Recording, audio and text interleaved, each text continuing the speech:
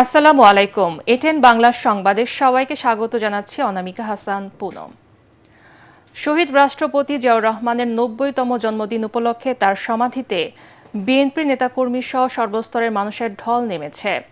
নানা কর্মসূচির মধ্য দিয়ে দিনটি উদযাপন করছে বিএনপি সহ বিভিন্ন সামাজিক ও রাজনৈতিক সংগঠন। সকালে জিয়াউর রহমানের কবর জিয়ারত করতে এসে বিএনপি মহাসচিব মির্জা ফখরুল ইসলাম আলমগীর বলেন, নির্বাচন কমিশনের উপর আস্থা রাখতে চায় বিএনপি। এ সময় ইসিকে নিরপেক্ষতার সাথে নির্বাচন পরিচালনার তাগিদ দেন তিনি। এটা বরাবরই আপনার নির্বাচন কমিশনের যখন বাছাই হয় তখন কিছু সমস্যা থাকে, এটা নতুন কোনো ব্যাপার না।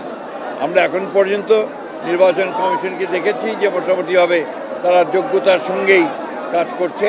আমাদের যে সমস্যাগুলো একটা আমরা মনে করেছি সেগুলো আমরা গতকাল তার সামনে তুলে ধরেছি এবং আমরা বিশ্বাস করি যে নির্বাচন কমিশন যোগ্যতার সঙ্গেই এই নির্বাচন পরিচালনা করতে সক্ষম।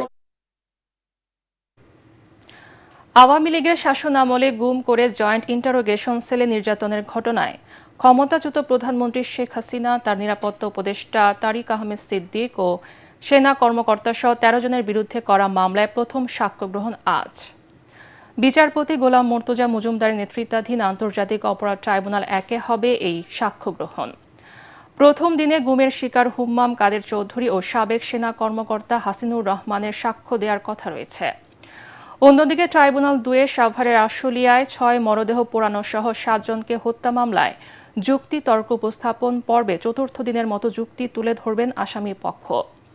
সকালে গুমের মামলায় গ্রেপ্তার ৩ সেনা কর্মকর্তা ও আশুলিয়ার মামলার ৮ আসামিকে ট্রাইব্যুনালে হাজির করা হয়। এদিকে নারায়ণগঞ্জে জুলাই মানবতা বিরোধী অপরাধের শামীম ওসমান সহ ১২ জনের বিরুদ্ধে ট্রাইব্যুনালে আনুষ্ঠানিক অভিযোগ দাখিল করেছে প্রসিকিউশন।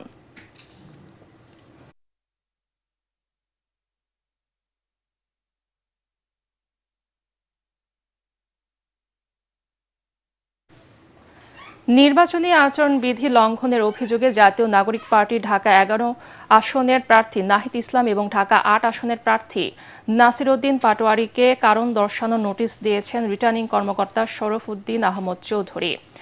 নাহিদ ইসলাম ও নাসির উদ্দিন পাটোয়ারীকে লেখা নোটিশে আজকের মধ্যে তাদের নির্বাচনী এলাকায় বিশাল আকৃতির ছবি অপসারণ করার কথা বলা হয়েছে। নির্বাচনী আচরণবিধি লঙ্ঘনের অভিযোগে ব্রাহ্মণবাড়িয়া ২ আসনের স্বতন্ত্র প্রার্থী ব্যারিস্টার রুমিন ফারহানাকে কারণ দর্শানোর নোটিশ দেওয়া হয়েছে। রোববার রাতে জেলা রিটার্নিং কর্মকর্তা ও জেলা প্রশাসক শারমিন আক্তার জাহান স্বাক্ষরিত এক চিঠিতে তাকে আগামী ২২ জানুয়ারি সকাল ১১টায় জেলা প্রশাসক কার্যালয়ে উপস্থিত হয়ে ব্যাখ্যা দিতে বলা হয়। এর আগে রুমিন ফারহানার বিরুদ্ধে মব সৃষ্টির অভিযোগ আনেন সহকারী রিটার্নিং কর্মকর্তা ও সরাইল উপজেলা নির্বাহী কর্মকর্তা আবু বকর সরকার। গত শনিবার নির্বাচনী অনুসন্ধান ও বিচারিক কমিটি এবং সিনিয়র সিভিল জজ আশরাফুল ইসলামের কাছে এক চিঠি পাঠিয়ে তিনি এই ঘটনায় আইনি ব্যবস্থা নেওয়ার অনুরোধ জানান।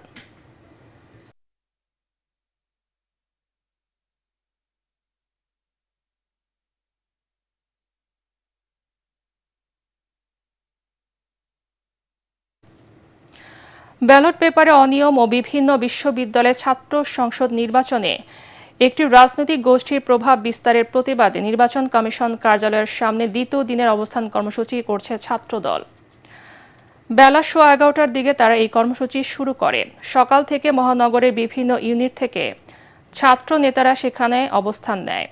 ছাত্রদল সভাপতি রাকিবুল ইসলাম রাকিব ও সাধারণ সম্পাদক নাসির উদ্দিন নাসিরও বিক্ষোভে যোগ দিয়েছেন।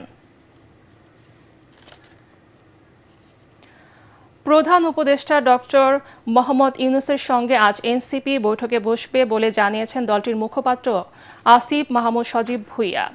তার বাসভবন যমুনায় এই বৈঠক হওয়ার কথা রয়েছে। রোববার রাতে এনসিপির কার্যালয়ে এক জরুরি সংবাদ সম্মেলনে আসিফ মাহমুদ সাংবাদিকদের এ কথা জানান।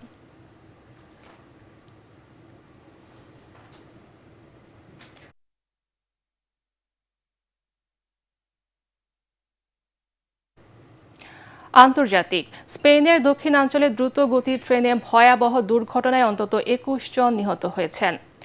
দেশটির কর্দোবার আদমুজ শহরের কাছে এই দুর্ঘটনা ঘটে। স্থানীয় সময় সোমবার সংবাদ মাধ্যম বিবিসি জানিয়েছে, দ্রুত গতির ট্রেনটি মালাগা থেকে মাদ্রিদের দিকে যাচ্ছিল। এটি লাইনচ্যুত হয়ে পার্শ্ববর্তী লাইনে গিয়ে আছড়ে পড়ে। বিপরীত দিক থেকে আসা মাদ্রিদ থেকে হুয়েলভাগামী আরেকটি ট্রেনও লাইনচ্যুত হয়।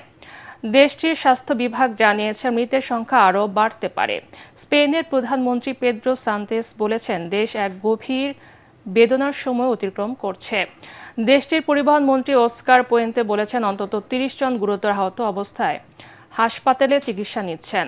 তবে ভয়াবহ এই দুর্ঘটনার সঠিক কারণ এখনো জানা যায়নি।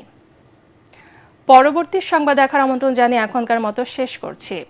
ATN বাংলার সংবাদ ইউটিউবে দেখতে ব্রাউজ করুন youtube/ATN বাংলা নিউজ। ধন্যবাদ সবাইকে।